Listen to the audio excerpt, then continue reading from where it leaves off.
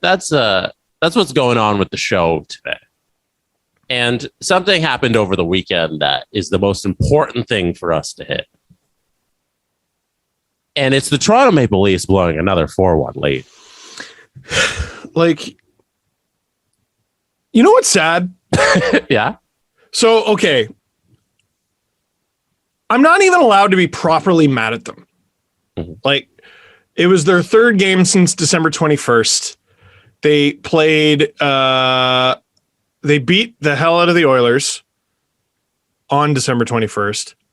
Then they have several weeks off. The entire team's in protocol, basically. By the way, on top of the Leafs being one of the hardest hit teams in the NHL by COVID protocol, I did not realize that the Toronto Marlies were the hardest hit team in the American Hockey League. Oh, wow. Yeah.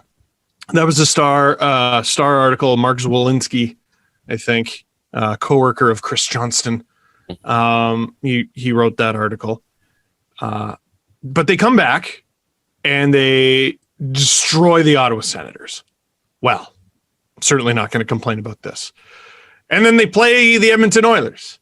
And you're not even allowed to feel fully elated at the win because the Oilers did not have Connor McDavid or Ryan Nugent-Hopkins or Tyson Barrie, or they had like one center. They put Ryan McLeod there, and I'm like, I don't know a ton about the Oilers, but like, is that guy a center? I didn't actually know. And now they play the Colorado Avalanche, and right away, before the game even, I'm like, this is going to be a struggle because the Avs are a really good team. They're going to remember that the Leafs beat the brakes off them the last time they played because it was 8-3 and Avs didn't have a goalie. And the Leafs don't have Mitch Marner, a key defensive forward. And a lot of people roll their eyes at that, but it's just true. And Wayne Simmons said it as well. Like a lot of you, he doesn't have a power play goal. This has nothing to do with that. It's about holding the lead. 4-2. Jack Campbell, save of the year candidate. I'm like, there's no way they lose this game. 4-3, 4-4, 5-4. Okay. I'm not even allowed to be in overtime. So they get a point. They get a point. Hooray. Hooray. But here's the amazing thing. Mm-hmm. The Leafs blow a 4-1 lead for the second time this season. The second time in 6 games, because they blew one to the Chicago Blackhawks as well, but they ended up winning in regulation because of David Kamp's goal. And I said to producer Drew after this game, because I'm like, okay, buddy, you have a ton of fun with this video. An Avalanche fan gets to edit a Leafs fan's video about the Leafs blowing a 4-1 lead and losing to the Avalanche. I go, this is 100,000 views easy.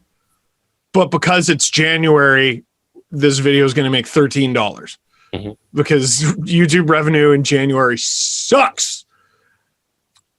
As it stands right now, the video has 57,200 views. Oh, it's going to get there. It's going to. No, it's not. No? It's not. Confidently, it's not. I can show you the look at the line. Oh, you can't see it. I can screenshot it and send it to you. I guess if you think that video is not going to do as well as you thought it would, it's not going to come close. That's indicative of the game itself, because Sheldon Keefe he was very positive after the game. He said, I take nothing but positive out of this game. This is probably the loudest building we've played in all year. We come out playing in front of no fans, and then you're into this. The response from the group to start the game, I thought, was outstanding. Yeah. Would we have liked to get 2 points? Absolutely. Should we have had 2 points? Absolutely. But that's a very good team to come out here on the road and get a point is good for our group. And he went on to say that they came out so hard during the first 2 periods that by the third they were gassed, that they just didn't. It looked like it. And that was Keefe's excuse. Well, not excuse. That was his reasoning for blowing the 4-1 lead. And like you said, the video's not going to do as well because it's not only that, hey, the Leafs do this all the time. It's not even that surprising. It's that it's the middle of the January and them blowing this lead isn't that consequential in the grand scheme of things. Oh, you say in your LFR that they're the third place team in the National Hockey League. This group itself blowing this lead it's okay because there's so much runway left in the season, and that this is a very good Colorado team, and it could be a preview of the Stanley Cup final. Who knows if the Leafs ever get together in the playoffs? I hope so. Avs too. They always blow it in the second But half. people are tempering, like they're not running to watch this video because there isn't a big hoopla around the Leafs team right now on January 10th in the middle of another lockdown. There's no fans. Okay, they blow a lead, but like I'll continue my day. I don't need to go run and watch this video.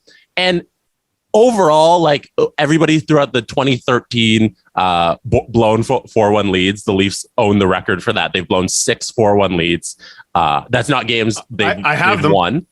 I have. We'll read them off, but that's games they've ended up losing after having a 4-1 lead, because there's been instances where they've had 4-1 leads and won, like you said, the Chicago game.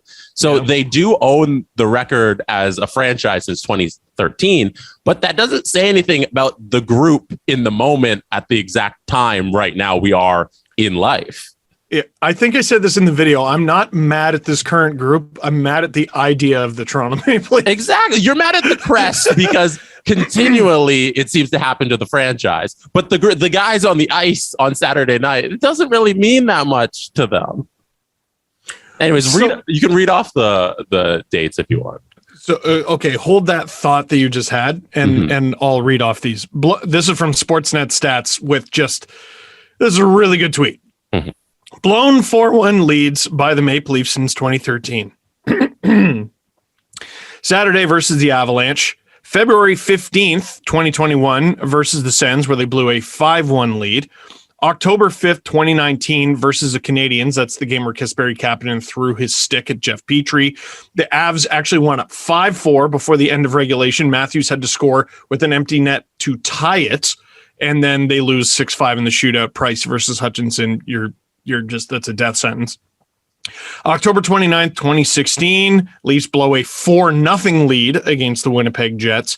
November 27th, 2013, against the Penguins. New season, new goalie, same result. And then, of course, May 13th, 2013, against the Bruins. Game 7, first round. Now, I have a stat to add to that Sportsnet Stats missed. Those are 6 different 4-1 leads blown, 5 different goalies. Oh, wow. James Reimer in 2013, Jonathan Bernier in the other 2013 one, Freddie Anderson versus the Jets, Michael Hutchinson versus the Canadiens, Freddie Anderson versus the Sens, Jack Campbell versus the Avs. It's the idea of the Toronto Maple Leafs. It's not the players, man. It's not the players.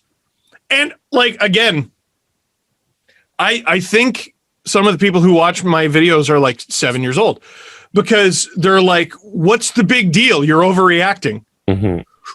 And are they trolling? They have to be. They have to be. If you have blood pumping through your veins, for God's sake, it's always the Leafs. If you're a Leafs fan, how doesn't that drive you out of your mind? It's always them. I'm trying to, when I look at this game, you told me to get back to the other point, so let's get back to that. When you look at the game from a rational point of view, which I think it is, you say that the players on the ice on Saturday have nothing to do with the 2013 Leafs. That's right. I think that's a very reasonable thing to say. But as a fan, as you, Steve Dangle, sitting there, you're fighting demons. You're fighting the history of the Toronto Maple Leafs and the crest on the front of the jersey. But like I said, on Saturday, those guys have nothing to do with the 2015 loss, 2016. That has nothing to do with them.